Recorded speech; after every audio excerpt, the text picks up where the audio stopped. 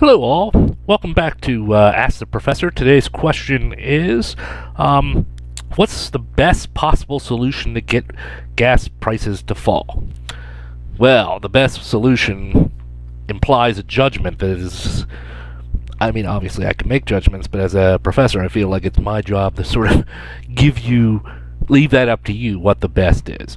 If you mean the best for as a consumer, if you want prices to be really low for yourself, is to convince other people not to drive as much, to be honest, is the best one. The next best possibility, at least in the short run, it would be to find some new source of gas or oil. And it's going to take a lot, not just, oh great, we can build a new well outside of Florida into the ground. I mean, really a large source of oil.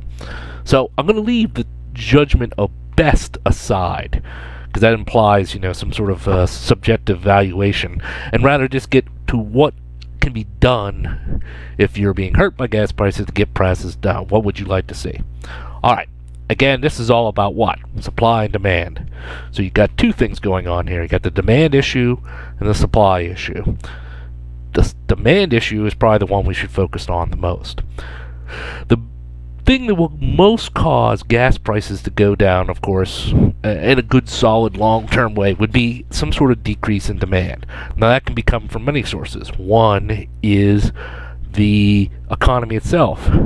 As you saw, gas prices were getting up to really high, and then what happened in 2008, 2009, when the world economy took a downturn, big nosedive, it decreased the demand for oil and other such things, raw materials, shall we say.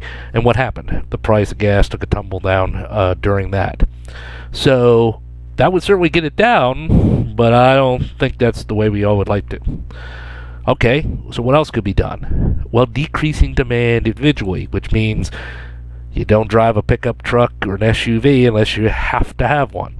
That people buy more fuel-efficient vehicles and smaller vehicles. That we buy ones with less horsepower. I just saw a recent article showing how Canada has these BMW 300 series, and they have like 59 less horsepower, but they get over 40 miles to the gallon. They're not available in the United States. You cannot buy that car in the United States. And it's weird. It's because, Americans got to have this extra one. Now look, I drive a muscle car, so believe me, I understand it. But the fact of the matter is, I have to take my car to track days to really enjoy it. And it's an expense, and I understand that, and accept that that's part of why I got to pay for gas. The average American car in 1985 got 31 miles to the gallon. These were cars that were being driven on the road. Now it's around 20 miles a gallon. So there we go. There's going to be an increase in demand. It makes prices high. The other big factor for demand is that you have China and India, two big booming economies in terms of size. They're just billions of people, obviously. And just like Americans, as they're starting to get wealthier, they want to own cars. GM, Ford, etc., they're all worried about those overseas sales because that's where the real money comes from, and they want to get their hands on it. So, as all those people want to drive, they're going to be using some of the oil and some of the gasoline, and that's going to push prices up. So it's very hard to see how you're going to get gas prices down unless we come up with more fuel-efficient vehicles, maybe better versions of alternative hybrid engines, etc. I don't know. That's not my field, but you need something like that, some alternative, some changing source.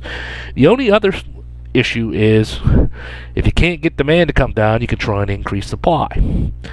Now, certainly as the price of gasoline goes up, they will tap more supplies. But the problem with gasoline, of course, is it's a limited quantity. Now, it may be a lot more than people realize. They're discovering more of it, but you can turn Alaska into a giant pipeline, and it still isn't anywhere near enough oil to put a substantial dent in the price of gasoline. So, although politicians happy to talk all the time about, gas would be $2 a gallon. I remember, who said that? Somebody in the Republican primary said it. Of course, they were ignored by the American people who realized this is just a lie. No politician can get gas back to $2 a gallon. You can't. It's supply and demand. You can't suspend those laws. You can temporarily do it by the United States pumping out free gas to the American people, right? Dumping the strategic reserve, but then you have no strategic reserve, and you're going to have to buy back at far more than $2 a gallon. So again, there's no way to get it down. So the best things to do is to encourage people to get better fuel mileage.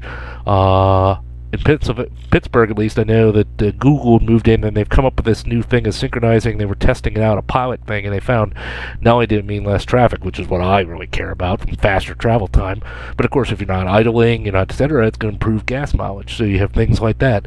Better alternatives to public transportation could be good ones as well. There's all kinds of things that can come into play to help this. But unfortunately for us, in the short run at least, I see nothing that's going to happen overnight. I know I'm not going to drop my muscle car and go buy a tiny Fiat 500 just because of the price of gas. It's going to have to go up more before people begin to make wholesale changes.